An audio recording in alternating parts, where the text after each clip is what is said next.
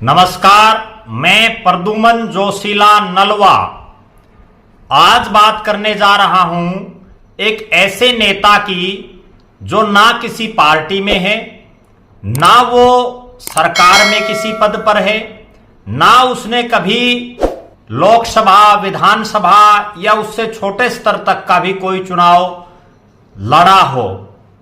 जीतना तो दूर, उन्होंने आज तक अपने राजनीतिक और सामाजिक जीवन में ना विधानसभा का ना लोकसभा का चुनाव लड़ा।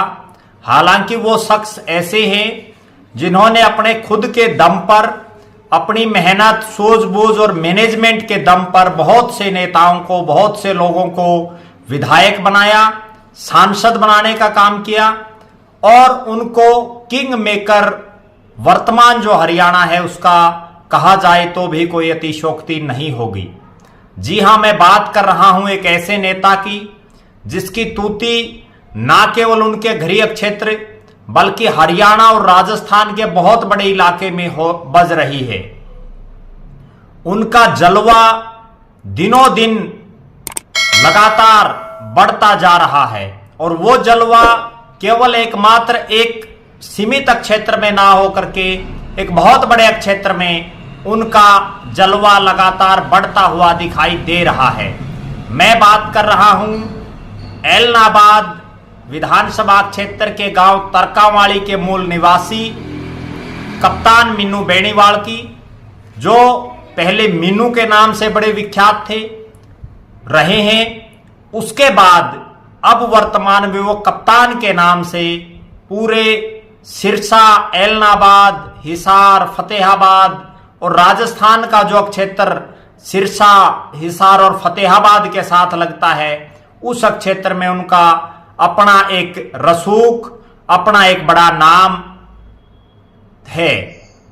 कप्तान मीनू बेनीवाल ने अपने एक साधारण परिवार में जन्म लेकर के, और राजनीति उनको कोई विरासत में नहीं मिली और आज भी वो प्योर पॉलिटिशियन नहीं है बल्कि एक समाज सेवी के रूप में जो है अपना दायरा वो लगातार बढ़ाते रहे हैं। विभिन्न पार्टियों के बड़े नेताओं के साथ उनके बड़े मधुर संबंध हैं। ये ऐसे शख्स हैं जो अजय सिंह चौटाला के बड़े नजदीकी रहे। उसके बाद इंडियन नेशनल लोकदल पार्टी की गतिविधियों में बैकडोर से जो है ये लगातार सक्रिय रहे।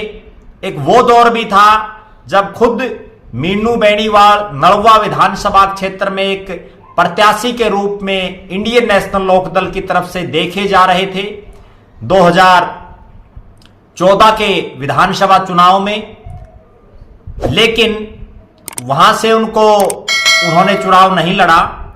इसके बाद वो लगातार सामाजिक परिवेश के साथ साथ राजनीतिक गतिविधियों में बिना किसी पद के सक्रिय रहे इनेलो में। 2018 में ऐसे हालात बन गए कि इनेलो दो फाड़ हो गई और उसके बाद मीनू बेनीवाल ने अजय सिंह चौटाला के बेटे दुष्यंत सिंह चौटाला की तन मन धन से पुरजोर मदद की। उनकी मैनेजमेंट, उनकी काबिलियत, उनकी सूझबूझ, उनकी रणनीति और विभिन्न पार्टियों के और विभिन्न क्षेत्रों के जो नेता हैं उनके साथ जो उनके वर्षों पुराना जो उनका एक गहरा रिश्ता था उनके साथ, वो काम आया और जेजेपी हरियाणा में स्टैंड कर पाई। उन्होंने दुष्यंत चौटाला के लिए दिन रात मेहनत की। एक बड़ी रणनीतिकार के रूप में उन्होंने अपना जलवा पूरे प्रदेश में दिखाया। इससे पहले हालांकि मीनू बेनीवाल का पूरे प्रदेश में वो जलवा लोगों ने नहीं देखा था, लेकिन जेजेपी के गठन में उनका सबसे अहम योगदान रहा। बहुत से ऐसे नेता भी हैं। एक नेताजी के पास तो मैं भी बैठा था और वहीं उस दौर में मीनू बेनीवाल भी आए और उन्होंने उसके साथ इस तरह से राजनीतिक बातें की कि किसी बड़े राष्ट्रीय दल के नेता को उन्होंने जेजेपी में आने के लिए मनाया, फिर उनको टिकट भी दी और वो नेता एक अपने क्षेत्र के बड़े कद्दावर नेता रहे हैं। लिहाजा ये कहा जा सकता है कि उनमें वो गट्स, वो काबिलियत है कि वो किसी भी नेता को मोह सकते हैं, किसी भी नेता को अपने साथ जोड़ने में वो सक्षम हैं। कप्तान मीनू बेनीवाल की काबिलियत के बदौलत ही जेजेपी 10 सीटें हरियाणा प्रदेश में जीत पाई। दुष्यंत चौटाला चेहरे के रूप में लोगों के सामने थे, लेकिन उस चेहरे के पीछे जो एक कोर टीम थी, जो सोशल मीडिया से लेकर के और विभिन्न जो संसाधन प्रोवाइड करवाने होते हैं चुनाव में, उनसे लेकर के तमाम मैनेजमेंट, टिकट वितरण, विभिन्न नेताओं को पार्टियों में शामिल करना, उस तरह की जो तमाम जो रणनीतियां होती हैं, वो मीनू बेनीवाल उसमें माहिर थे और उन्होंने अपनी उस महारत की बदौलत जेजेपी को 10 टिकटें दिलाने में उनका एक अहम योगदान रहा। उसके बाद जब बीजेपी सत्ता से बहुमत में नहीं आ पाई, तो जेजेपी और बीजेपी का अलायंस करवाने में भी मीनू बेनीवाल का एक अहम योगदान रहा। उनको उस समय किंग मेकर कहा जाने लगा हरियाणा प्रदेश में, क्योंकि वास्तव में जो बीजेपी की सरकार को बनाने में बेशक चेहरा एक तरफ मुख्यमंत्री मनोहर लाल खट्टर का था, दूसरी तरफ दुष्यंत चौटाला का था, लेकिन जो बैकडोर के जो तमाम जो कार्य हैं वो मीनू बेनीवाल और उनकी टीम, उनके साथी देख रहे थे। उसके बाद जो ही जेजेपी सत्ता में आई, उससे पहले मीनू बेनीवाल का अपना खुद का अपने स्तर पर जो है उनका एक सिस्टम था, लेकिन जैसे ही वो सरकार में आए, आज हम देख रहे हैं बड़ी भारी तादाद में उनके साथ जो है कमांडोज रहते हैं, जो सरकारी हरियाणा पुलिस के जवान हैं।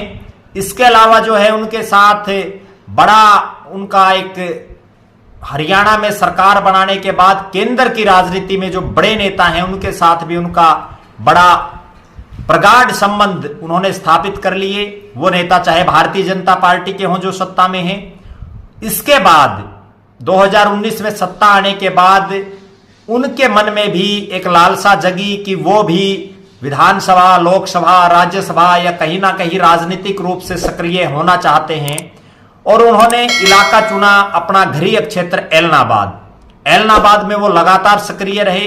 उनके जो विरोधी नेता हैं, जो वहां से राजनीति करते हैं, वो भी उनको बार बार जो है कोट करते रहते हैं, और राजनीति में हमेशा उसी आदमी का जिक्र होता है जिसमें कुछ ना कुछ दम होता है। तो लिहाजा मीनू बेनीवाल पिछले 4 साल से एलनाबाद की धरती पर बड़े सक्रिय नजर आए। इसके अलावा वो कभी भादरा में सक्रिय हो जाते हैं, कभी हिसार लोकसभा में सक्रिय हो जाते हैं। जो राजनीति में लोग सक्रिय हैं, उनके भी ये समझ नहीं आ रहा कि आखिर मीनू बेनीवाल का लक्ष्य क्या है, उनका मिशन क्या है, वो कहां से चुनाव लड़ना चाहते हैं, कौन सी पार्टी से वो चुनाव लड़ना चाहते हैं। क्योंकि अजय सिंह चौटाला के तो वो बिल्कुल पारिवारिक है, बीजेपी के बड़े नेताओं के साथ भी उनके बड़े प्रगाढ़ संबंध हैं। इसके अलावा भी बहुत से और राजनेता हैं जिनके साथ उनकी बड़ी अच्छी जो है बनती है। मीनू बेनीवाल ने जब एलनाबाद का उपचुनाव आया, तब भी ये चर्चाएं थी कि मीनू बेनीवाल बीजेपी के कैंडिडेट यहां से हो सकते हैं, लेकिन उन्होंने वो चुनाव भी नहीं लड़ा। इसके बाद जब आदमपुर का उपचुनाव हुआ, तो उसमें एक बहुत बड़ा वर्ग ये मानता है कि मीनू बेनीवाल वो टर्निंग पॉइंट रहे जिन्होंने भव्य बिश्नोई जो बीजेपी के प्रत्याशी थे, उनकी जो बड़ी क्लोज फाइट थी उसको जीत में बदलने का काम किया। और ये बात जो उस चुनाव में विरोधी जो प्रत्याशी थे, जो कांग्रेस के प्रत्याशी थे, वो भी सरेआम मानते हैं कि मीनू बेनीवाल ने आखिरी में 2-3-4 दिन में ऐसा माहौल उस क्षेत्र में बनाया। चाहे वो उन्होंने किसी भी तरीके से बनाया, वो एक अलग बात है, लेकिन उससे वो सारा चुनाव पलट गया और जयप्रकाश की बजाय भव्य बिश्नोई जो है बीजेपी के विधायक वहां से बने। अब चूंकि विधानसभा और लोकसभा चुनाव बिल्कुल सिर पर है, एक चर्चा तो यह है कि मीनू बेनीवाल जो बहुत लंबे समय तक हिसार शहर और हिसार क्षेत्र में सक्रिय रहे, वो हिसार से चुनाव लड़ सकते हैं, क्योंकि जिस वो बेनीवाल गोत्र से आते हैं, उसका यहां जाट और जो बिश्नोई समुदाय है उसमें एक बहुत बड़ा तबका बेनीवाल वोटर्स का इस हिसार लोकसभा क्षेत्र में आता है। एक चर्चा यह है कि वो हिसार से पार्लियामेंट का चुनाव भी लड़ सकते हैं।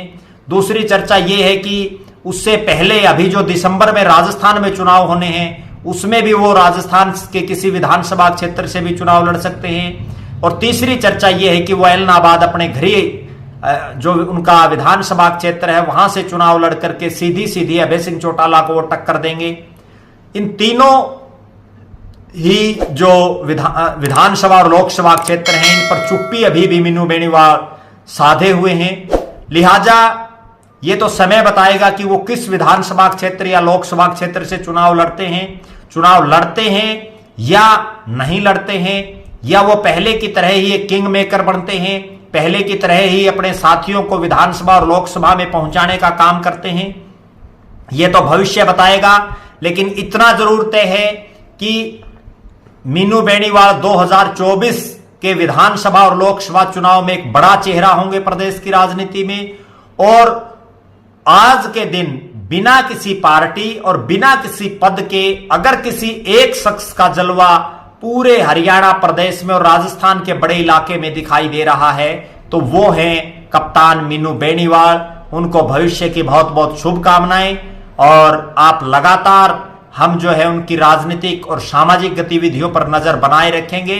आपको उनके जो राजनीतिक क्रियाकलाप है उनसे भी अवगत कराते रहेंगे। आप लगातार हमारे साथ बने रहें। हमारे फेसबुक पेज को लाइक और फॉलो करें, यूट्यूब पर चैनल को सब्सक्राइब करें, बेल आइकन जरूर दबाएं ताकि आपको नोटिफिकेशन मिलता रहे। और वीडियो को ज्यादा से ज्यादा शेयर करें, अपने अमूल्य बहुमूल्य कमेंट्स अवश्य लिखें। बहुत बहुत धन्यवाद। आपका अपना प्रद्युमन जोशीला नलवा।